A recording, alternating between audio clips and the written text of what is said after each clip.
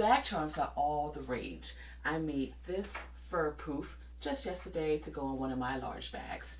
And I used some fur from a fox jacket that I no longer wear. I've made handbags out of this. It's still really luxurious and beautiful, and I'm going to keep using it until I have no more.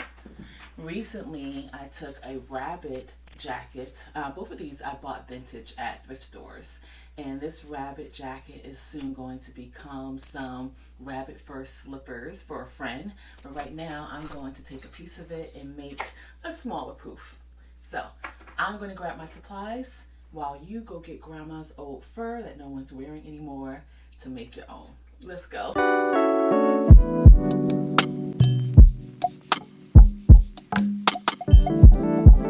So let's talk about supplies. You're going to need grandma's fur or whatever fur you're using. This is rabbit fur. I found this jacket while thrifting in Virginia with my mom. And it's just like this reddish brown, and it's like kind of shaped like a bomber jacket. It's just not flattering on me as a pear-shaped girl. So it's going to become a poof right now. So you need your fur. Then you are going to need a pen and a circle. So yesterday I used a saucer, really big saucer, to get a nice big circle, but this is going to be more of a standard size poof, so I'm going to trace the outer rim of my favorite tea mug, my Jimi Hendrix mug. Then, of course, you're going to need some scissors to cut it out with, and I will show you the trick to cutting fur. And you're going to need needle and thread to stitch it up. What we're going to do is hand stitch it in a way that it gathers and starts to form this poof. And so because of that, you want really strong thread. This is wax coated thread that is used for leather crafting. You could use this, right? And of course the needle then is for leather crafting. It's a nice big needle with a nice big eye. But if you don't have this, or if you have embroidery thread or even upholstery thread, you just need a nice strong thread because you're going to be pulling and you don't want your thread to snap.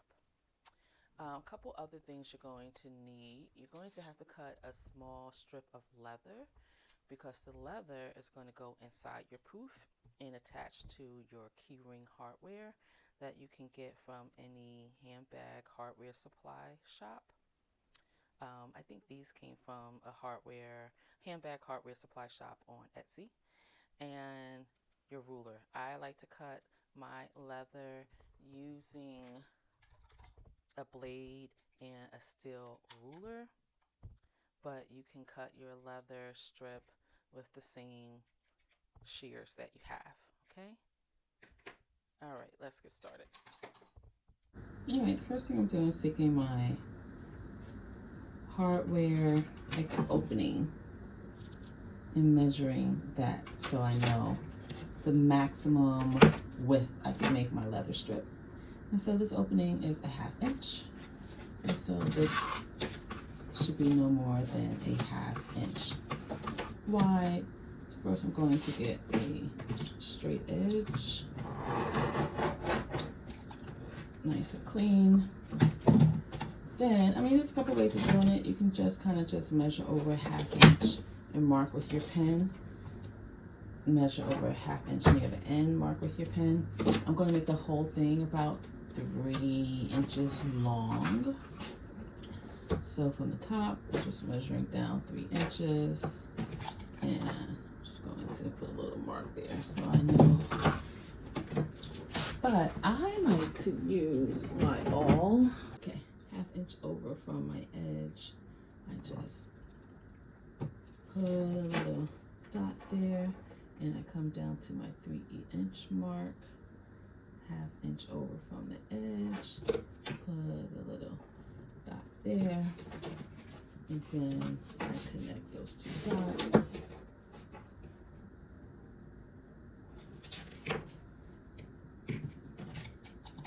With my blade. Put pressure on my blade so that it doesn't shift. Alright, so now I can just snip where I had marked previously. Now I have my 3-inch, half-inch wide, 3-inch long. Alright, now I'm going to take a little glue that's good for leather. In the meantime, put a little clamp on it, take the excess, wipe it away, and just let that dry for a bit. If you have a lining, then you want to remove your lining. And so you can just use your seam ripper.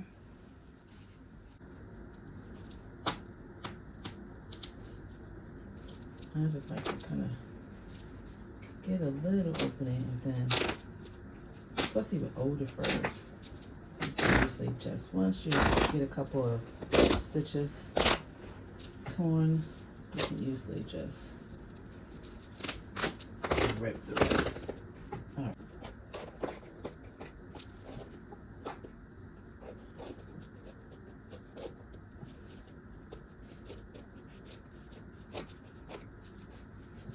Okay, I've got enough of it exposed, and I'm going to put my cup. There's like a little button here, so I'm trying to, normally I would say go as close to your edge as humanly possible, but in this case my edge has like snaps and stuff, and so I don't want any of that inside of my poof. So I'm going to get as close to an edge as I can get while also avoiding these buttons and snaps and closures.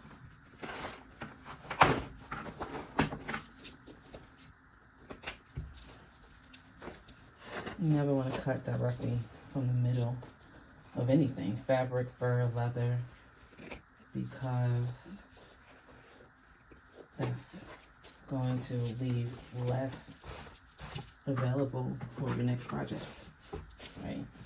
You cut over here, instead of taking a hole out of something in the middle, you might want the rest of this to use for one big thing, and now you have a big hole out of the middle of it.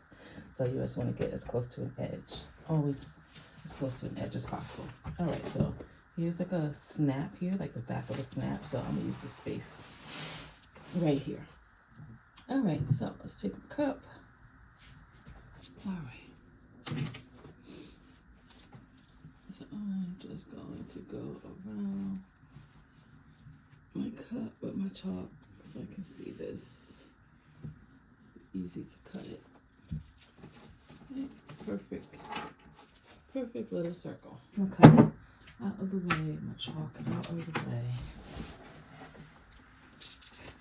And then I'm just going to just segregate this so I can have it to itself. Clean up some of this mess. To cut in fur is to just try to cut along the leather. You want to just cut in the leather, because if you cut all the way through, you're going to make your fur here blunt. And so I'm going to give you an example. Take some of this off so you can see what I mean. Okay, so if I take this and I just cut across like so, that's going to make my hair completely blunt. But if I cut only through the back leather and not through the hair, see, the back is blunt, but the front still has the hair at its natural length. Okay, and so that's what we want to do. Fur gets extremely messy, so don't say I didn't warn you. Skin, not through the fur.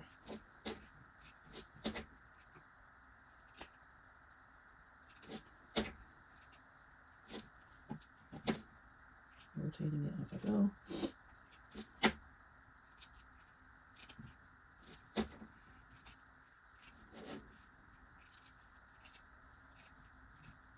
Okay, so perfectly circled, but on the outside my fur is not blunt. It maintains its natural length, and that's what you really want. All right.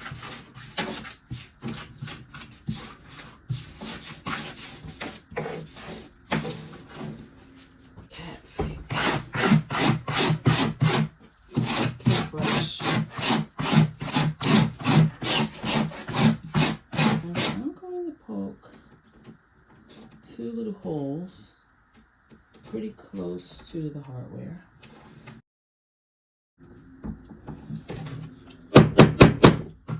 First, I'm taking my needle and thread, just going to knot it.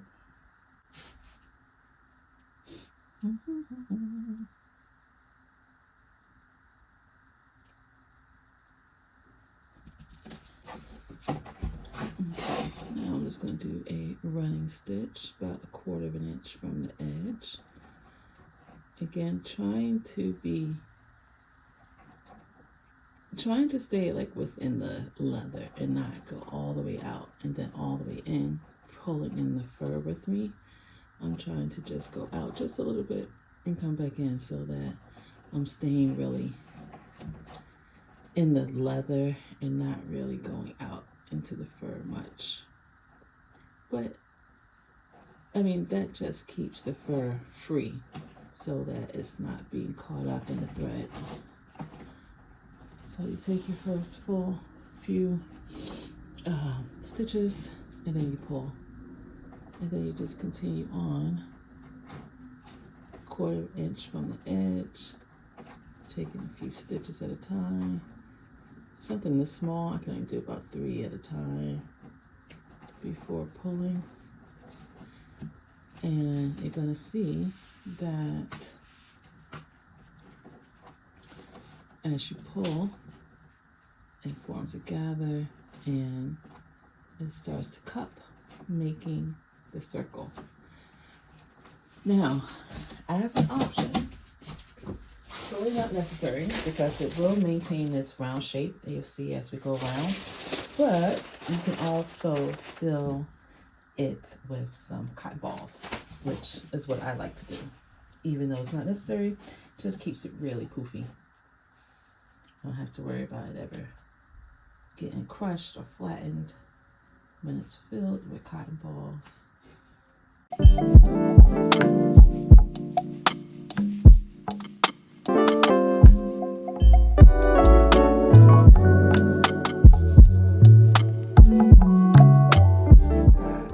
I'm going to do that now. You see it's getting really round, right? But before I close it up, I'm going to stuff mine with my cotton balls. Again, this is absolutely optional.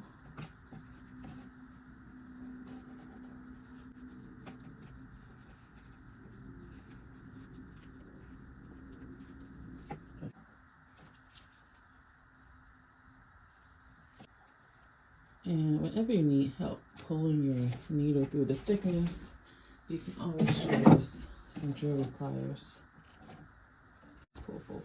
Pull with. And making sure you're not pulling the hair of your hoop.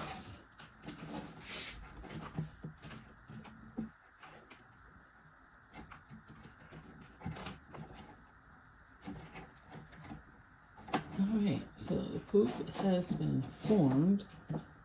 Nice and poofy, right? I can make it rounder if I so choose. 2 things I have to do. Now, the edges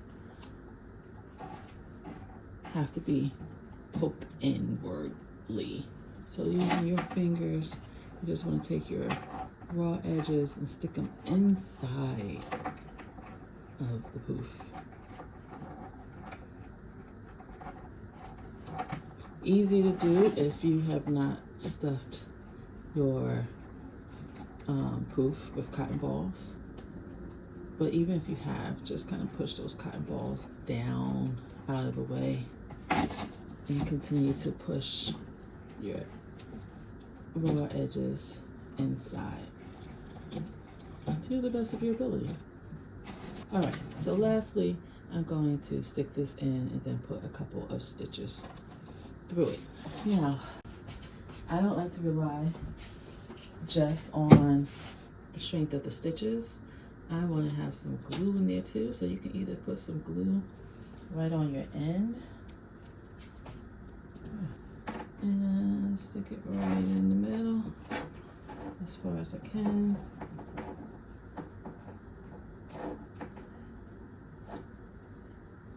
And while doing so,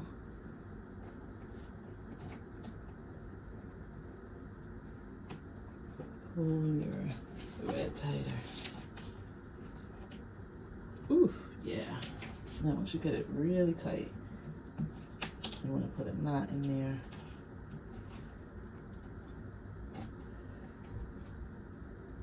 Pull, pull, pull. You see how my thread is not breaking? Really strong thread. All right, so I'm going to just knot it to the best of my ability. And then I'll put some stitches in there. And the cool thing about the fur, like, it's super furry, so it will cover this knot. You want your knot to be really flush. Right, and I think I can make another one. Again, pull, pull, pull to the best of your ability. Pull. And then make a knot.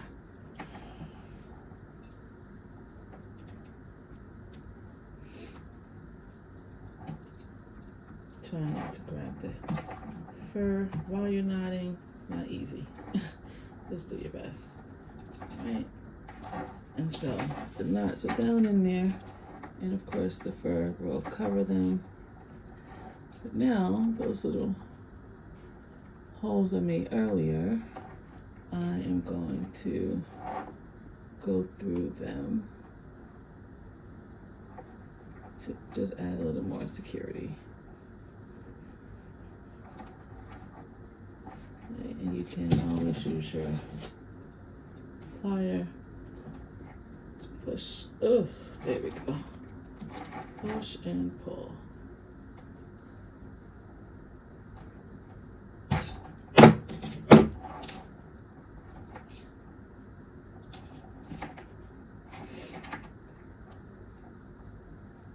And I mean, you can always use thread that's closer to the color of your leather if that's important to you. So I went through the bottom hole. So now I'm going through the top of the two holes, staying underneath my hardware and pushing through my leather. There we go.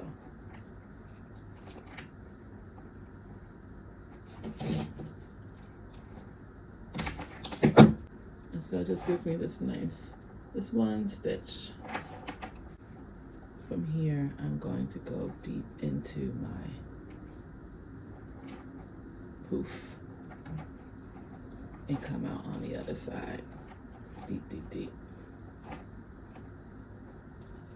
Just bury your needle in, kind of push it all the way through. I'm going through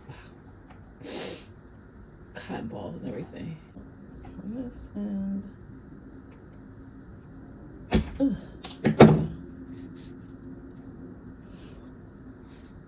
gonna tie another knot really flush to the ball. See, there's a knot in there, really flush to the ball. And you can make two if you so please. That tail really flush to the knot. Right, so I have this size. And I'll compare that to the size I made yesterday. Two furry poofs. This one's so furry you can hardly see the black leather, but it's in there. This one has a little bigger because the jump ring was tiny. I had to make a slender leather strap. But this one, the opening to the D-ring was wider, so I was able to make a thicker strap. Either way, That's how you make your own fur poof using vintage fur. Another easy to make handbag charm is the tassel. You see these everywhere, and they're actually very easy to make. I had a beautiful clip that I believe I got from a museum store, but you can absolutely use a more generic clip. Or you could take something you already have and take whatever's on it and replace it with your own custom made tassel. So this straight edge now goes on this straight line, this straight edge on this straight line, and then I'm going to line this up on a straight line like so, and get rid of this excess.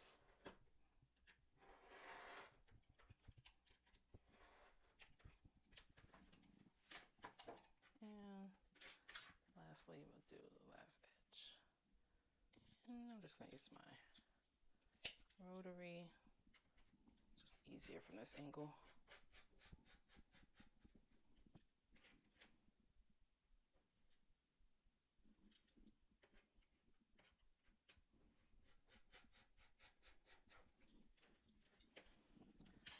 All right, now we have a perfect rectangle. First thing you want to do is determine how much of this is going to be fringe and how much of this is going to be that top border. So I'll bring mine back out. My whole thing here, as you can see, this is like huge. So this is total 8 inches long. The top 2 inches border and 6 inches of fringe. Top edge is going to be the border, and the remaining 3.5 inches is going to be fringe. So it's totally 4.5 inches. So this is going to be border, this is going to be fringe. All right, so we mark that on the back. Just mark. So now I know that this top inch is my border. That's where my rivet will go. And here is where we'll have fringe. So, you know, if you're a very meticulous person, you could, using your ruler, mark every 1/8 of an inch or every 1/4 of an inch. My fringe for this is a 1/4 inch wide. I don't really like anything skinnier than that because then it starts to kind of look like spaghetti to me. So I like a 1/4 inch wide. You like your skinnier, you do your skinnier, right? So what you would essentially do is every 1/4 of an inch, you would make a mark at the top like this, just going across the width, right? If you're a very meticulous person. And then, you know, wherever you started, assuming that, you know, you started at the edge like you should have. Here, the same thing, starting at the edge, then marking every 1/4 inch. And then you would just connect these marks, the top and the bottom.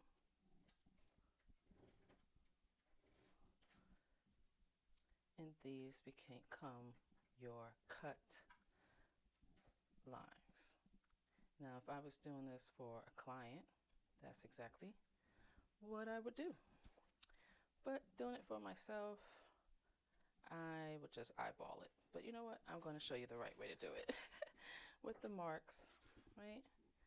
But for myself, honestly, I would just eyeball it and cut, because ain't nobody gonna see it but me. Now, if you're real spicy, you can skip this part of making the lines with the pen, and you can just use your ruler connecting the top to the bottom, right? And then just cutting, boom, just like that, if you're real spicy. Top, bottom, straight to cutting. You may have to pass through your leather 2 or 3 times, just depending on how thick it is. Top, bottom, and cut. Leaning your blade against your metal ruler. That's why it's better to use a metal ruler than like a plastic one, because with a plastic one, you can actually cut the ruler with your blade. And then you have a ruler with all these jagged edges. You don't have to worry about that with the steel ruler. It gives you lots of support for your blade. Only thing with the rotary, it's nice and sharp and it's wonderful. I just lean against my metal ruler. You just got to be able to stop it right at that line. And I just find it's easier for me to dig in right here at the top of my line and slide down than it is to roll my blade from the bottom and stop where I'm supposed to stop without going up too high into that border. So it's just a matter of how much control you have. All right, but I mean, my favorite way of cutting leather is with a rotary. It's just that because I have to stop at the top of that border, I find that easier to control with this. All right, but either way, you see, it all cuts, baby. It all does the damn job, whether you're going to use leather scissors, your rotary, or a blade like a box cutter. So.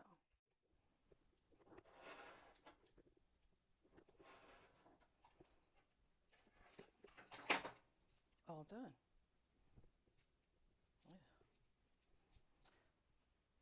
All done. Okay, so now that we have our fringe, it's time to turn the fringe into a tassel. That's where our glue comes into play. Now, for this, I recommend something that's sticky. I mean, it's glue, so of course you're thinking it's sticky, but they're stronger. And so it's just wet more than anything. You want something that's a little sticky because you need this thing to like keep its hold as you're moving it. So that's why I'm using this clear shoe glue. It's pretty sticky immediately. Okay. But you want to just use something that's good for leather, like shoe glue, like rubber cement, leather glue. And again, this is fine if you have nothing else, but you're going to have to like clamp it or something for it to stay together. I'm going to clamp it regardless, but it's necessary, 100% necessary with something like this because it's just wet and not sticky. All right, anyway, so you put a little glue here, just enough, not a lot. And you take your very first fringe and you turn it this way, backwards. Press it down into the glue. Then you want to slip on your hardware, your clip, like so. And then put a little more glue, but this time on top right here. Just a little, just a dot. And then press this down into that glue. Like that. Okay, so now you have your first fringe is made into a loop. The loop has captured the hardware. And now we're going to kind of twirl. So, oh, you know what? You could also use a hot glue gun. Yeah, if you don't have anything else, you can use hot glue for this. So you just want to give a thin layer.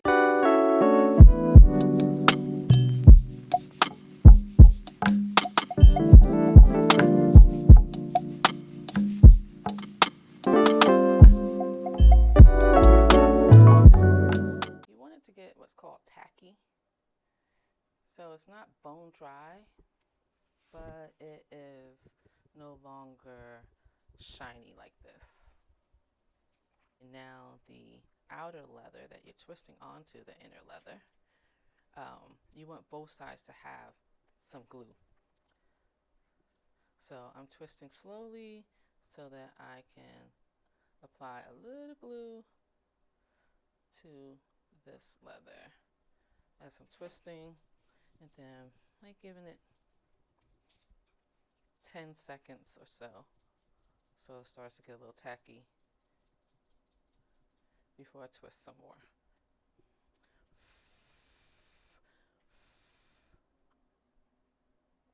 So keeping it nice and tight.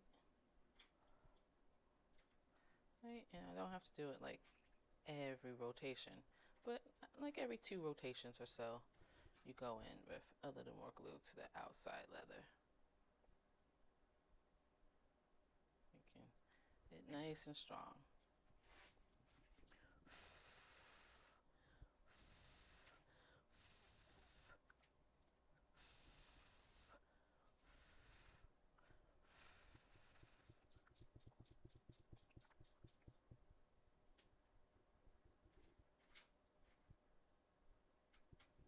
One, two,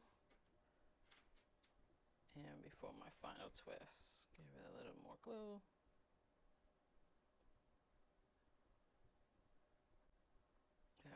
One final twist.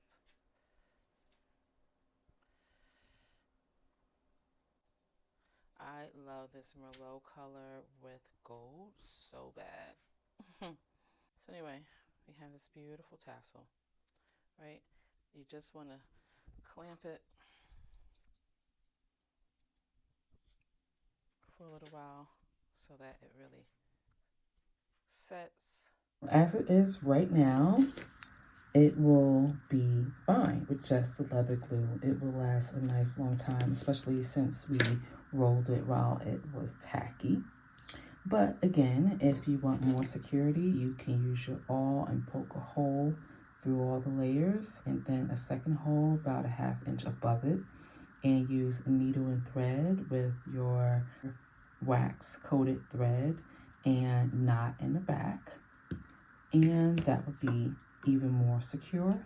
I prefer to use a rivet, so I would just use my hole puncher, punch one hole, and set my rivet using my mallet. All right.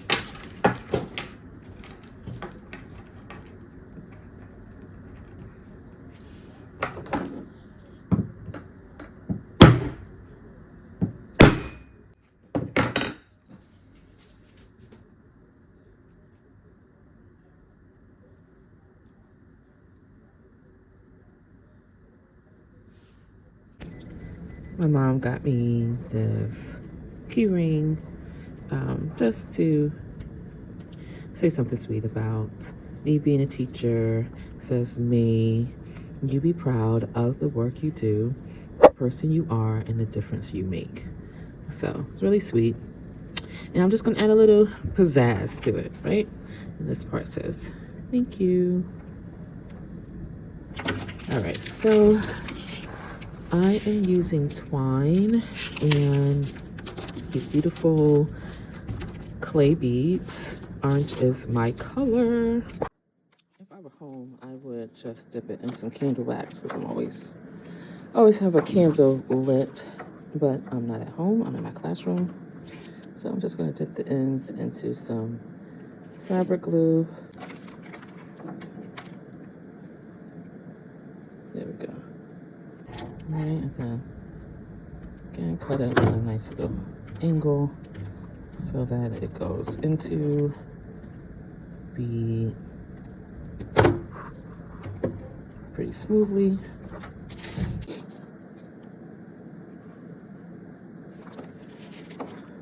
Ooh. Right, some are easy, some not so much. Oh, I love them.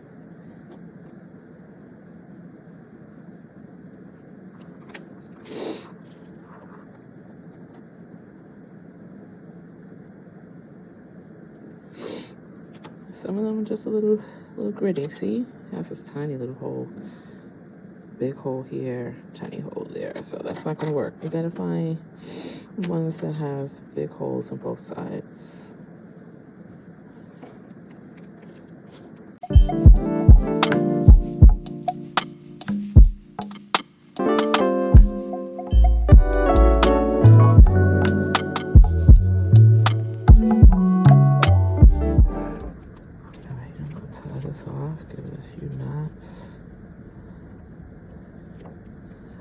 One knot's not going to be enough especially because that hole is kind of big.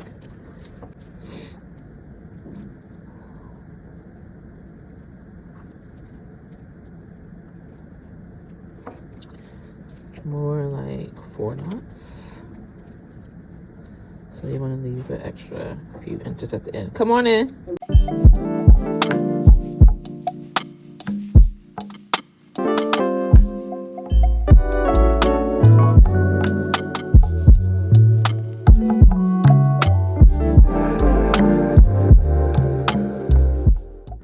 This one I think I'm going to remove just because it's just smaller. Like it's a big size difference.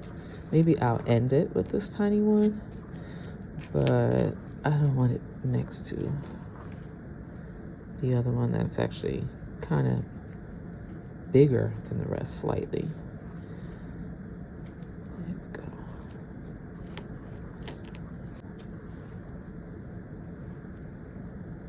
Look how big this hole is on this side and tiny it is on this side. So that's the thing about getting something that's, you know, handcrafted, not done by machinery.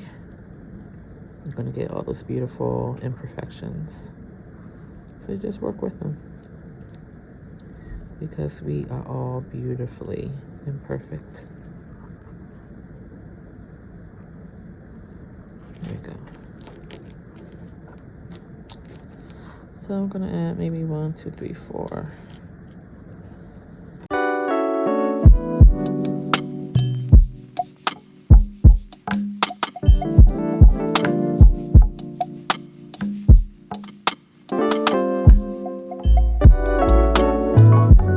Yeah, that's good. I love it. All this orange, my color. Right, so we're just going to tie about 4 knots.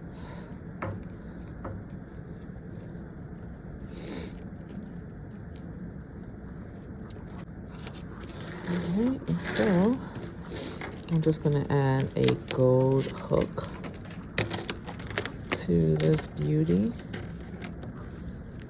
and we'll have a lovely handbag charm made of all natural materials, right? Because this is metal, which is natural, this is clay, which is natural, and of course the twine. So I love it. It's really big and weighty, beautiful, easy.